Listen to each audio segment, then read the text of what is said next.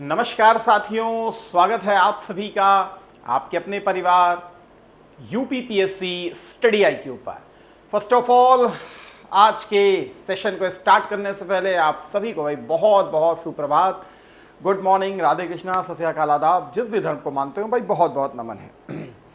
चलिए भाई, 6 दिसंबर लगातार 1 बाई 1 डे को सरपास करते हुए बहुत जल्दी आने का उम्मीद है, लेकिन आप अपनी तैयारी सही डायरेक्शन में कर रहे हैं कि नहीं कर रहे हैं, इसको भी लगातार जज करते रहिए। बहुत सारी टेस्ट सीरीज की प्रैक्टिस कीजिए। माना जाता है कि अगर आप लगभग 3 से 4 हज़ार क्वेश्चंस लगा लेते हैं तो आई थिंक सो कि आप फिर प्रीलिम्स में कभी भी असफल नहीं हो सकते, चाहे कैसा भी पेपर बन जाए। इसीलिए ज़्यादा से ज़्यादा क्वेश्चन लगाने की प्रैक्टिस को अवश्य करें। चलिए स्टार्ट करते हैं आपके साथ आज के सेशन को। अच्छा, इसकी जो भी पीडीएफ है, आप सभी से बहुत विनम्र निवेदन है, फिलहाल मैं पीडीएफ आजकल शेयर नहीं कर रहा हूं, लेकिन फिर भी मैं बहुत सारा कंटेंट जो है आपको अपने इस टेलीग्राम चैनल पर बेसिकली शेयर करता हूं। आप सभी से विनम्र निवेदन है, नहीं ज्वाइन की हूं तो जरूर ज्वाइन कर लीजिए। इतिहास से संबंधित, यूपी पेपर 5 से संबंधित और इंटरनल सिक्योरिटी यूपी पेपर 6 से संबंधित बहुत सारा कंटेंट आपको यहाँ पर मिल जाएगा। किसी भी प्रकार की आपको तकलीफ होती है एग्जामिनेशन रिगार्डिंग, तो आप मुझे डायरेक्टली इस नंबर पर भी व्हाट्सअप कर सकते हैं। बैच रिगार्डिंग भी आप मुझे व्हाट्सअप कर सकते हैं, या जनरल भी अगर आपकी कोई समस्या हो पढ़ाई रिलेटेड तो आप मुझे उसमें भी कनेक्ट कर सकते हैं। चलिए आज के क्वेश्चन को देखते हैं। पहला है, the battle of Dharmat was fought between the Aurangzeb and home. Dharmat का युद्ध औरंगजेब और किसके बीच में लड़ा गया था। ये क्वेश्चन जितना सरल आपको दिख रहा है उतना ही आपको कंफ्यूज करने के लिए काफ़ी है अपने आप में। तो क्या लगता है, क्योंकि जिसका नाम आप देखना चाह रहे हैं वो नाम यहाँ पर है नहीं। तो चलिए आशा करते हैं आपने इसके आंसर को अवश्य अटेम्प्ट किया होगा। तो फिलहाल जो इसका आंसर है वो है आपका दारा शिकोह, क्योंकि यहाँ पर एक्चुअल में दारा शिकोह के बिहाफ पर, मतलब उसके सेनापति के रूप में यहाँ पर मुगल एम्पायर की तरफ से जसवंत सिंह को अपॉइंट किया गया था। जसवंत सिंह को अपॉइंट किया गया था और उज्जैन के पास धर्मत वाले स्थान पर इस बैटल को लड़ा गया था। उज्जैन के पास धर्मत वाले स्थान पर इस बैटल को लड़ा गया था। एक तरफ इसमें जसवंत सिंह था, दूसरी तरफ इसमें औरंग था, और इसके साथ इसका भाई मुराद बख्श भी था। दोनों यहाँ पर स्पेशली लड़े थे और यहाँ पर जसवंत सिंह जो है उसको डिफीट किया गया था। इसी के बाद फिर औरंग और मुराद उज्जैन को क्रॉस करते हुए आगे की तरफ निकले और आगरा के निकट सामूगढ़ के पास पुनः एक युद्ध हुआ, और इस युद्ध में दारा शिकोह जो है उसने इस नेतृत्व को संभाला था। यहाँ दारा शिकोह को डिफीट किया गया था। दारा शिकोह यहाँ से पहले दिल्ली भागा, फिर उसके बाद राजस्थान सिंध होता हुआ वो भागा। बाद में वो राजस्थान में ही आएगा, राजस्थान में ही पकड़ा भी जाएगा। तो दारा शिकोह यहाँ इस ग्लानी से बेसिकली दिल्ली की तरफ भाग गया, क्योंकि ये औरंगजेब को डिफीट नहीं कर सका था और शाहजहां चाहता था कि basically Dara Shikoh as a ruler के रूप में अपॉइंट हो। और यहीं से फिर जो क्या कहते हैं दारा शिकोह है उसने जो औरंगजेब है उसने अपना राज्याभिषेक करवा लिया था और शाहजहां को गिरफ्तार करके वही मुसम्मन बुर्ज में कैद करके रख दिया गया था, जहां उसकी सेवा के लिए उसकी बेटी जहान आरा थी। ठीक है, इसके बाद फिर क्या कहते हैं शाह शुजा के साथ लड़ाई हुई थी। तो शाह शुजा के साथ खजवाई की लड़ाई हुई थी, खजवा की लड़ाई हुई थी। यह इलाहाबाद के नियर अबाउट है और इसमें शाह शुजा को डिफीट किया गया था। इसके बाद शाह शुजा मारा नहीं गया था, लेकिन ये बंगाल से होते हुए फिर कहते हैं म्यांमार की तरफ चला गया था। फिर उसके बाद उसका कोई भी पता हमको नहीं चल पाता है। और लास्ट फिर जो वॉर हुई थी वो फिर देवराई की लड़ाई हुई थी। देवराई की लड़ाई हुई थी और देवराई की लड़ाई में फिर फाइनल रूप से औरंगजेब ने दारा शिकोह को यहाँ पर डिफीट भी किया था और मार भी दिया गया था। तो नेक्स्ट क्वेश्चन लिखा है, despite banning court music which classical Indian instrument was Aurangzeb himself proficient eight playing.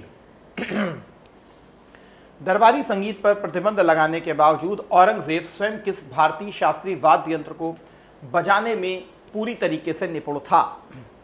Sitar को, वीणा को, बांसुरी को या तबला को? क्या लगता है?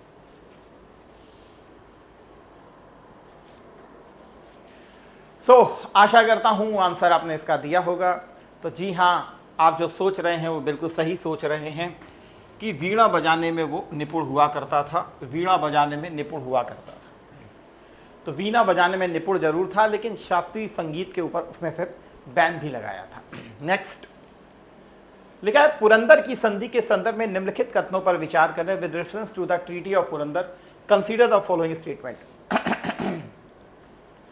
पहले लिखा है इट वॉज, माफी चाहेंगे, ये ऐसे कैसे हो गया भाई?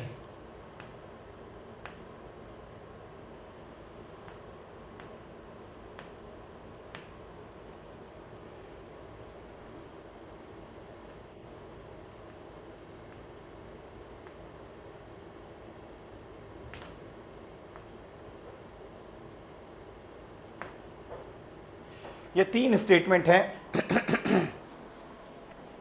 ये तीन स्टेटमेंट हैं, इसको रिकॉग्नाइज करने का प्रयास करें। फर्स्ट लिखा है, it was negotiated by Raja Jai Singh of Amer on behalf of Aurangzeb with Chhatrapati Shivaji Maharaj.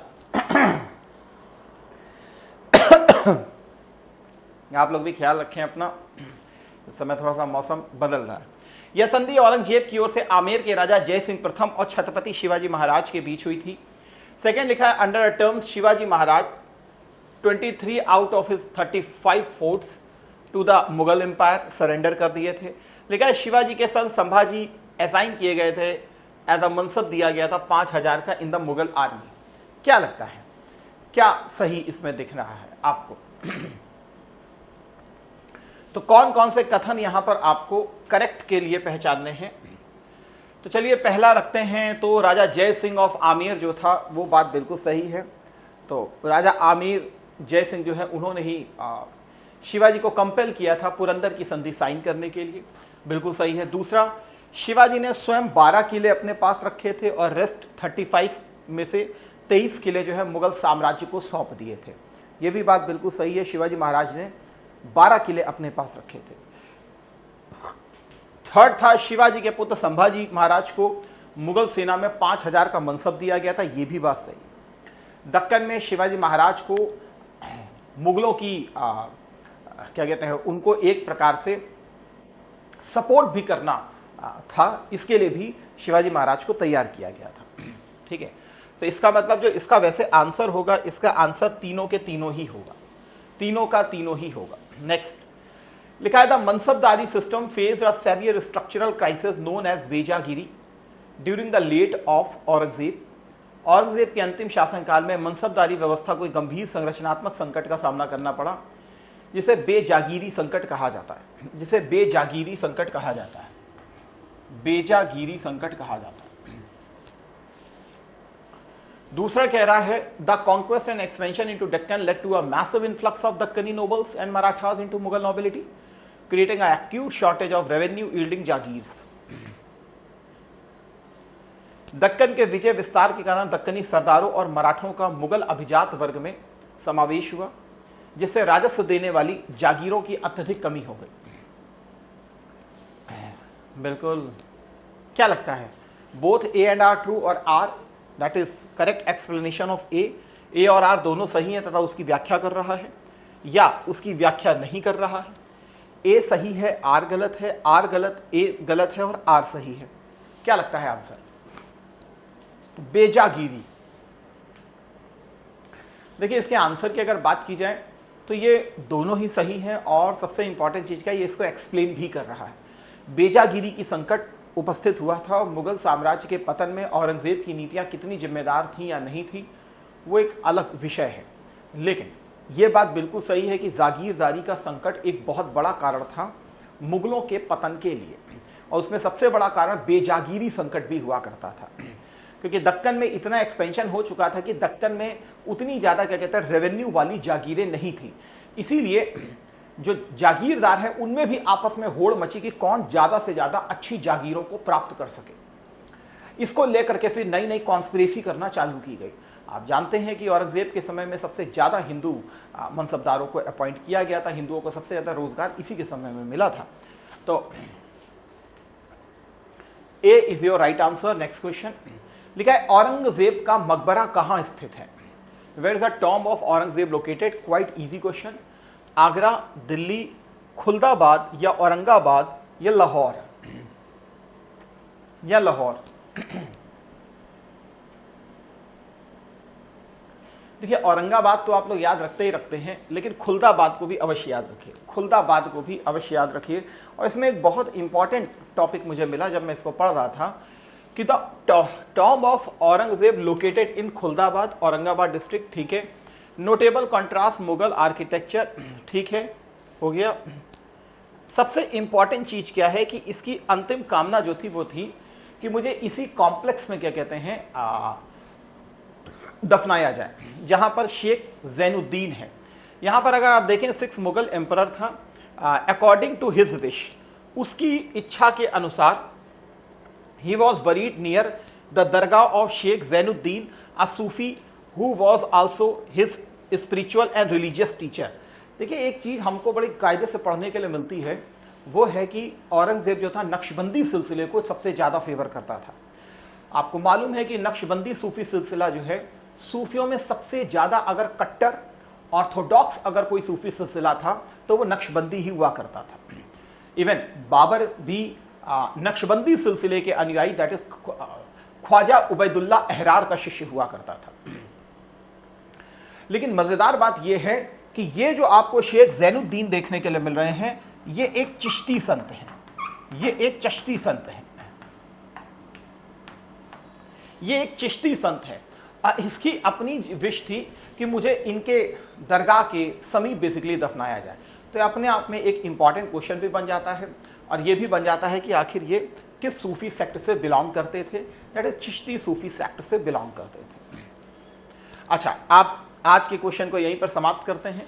आप सभी से एक बहुत विनम्र निवेदन है कि अगर आप भी यूपीपीसीएस के किसी भी सेगमेंट की तैयारी कर रहे हैं, आपका मेन फोकस है 6 दिसंबर, तो मैं आपसे इतना ही कहूँगा कि आप इस प्रीलिम्स के बैच को जरूर ज्वाइन कीजिएगा। ज्वाइन करने के लिए आप मेरे कोड को यूज़ कर सकते हैं जिसका नाम है साई लाइव, जिसका नाम है साई लाइव। साई को याद करके जरूर लगा लीजिएगा साई लाइव को, ठीक है।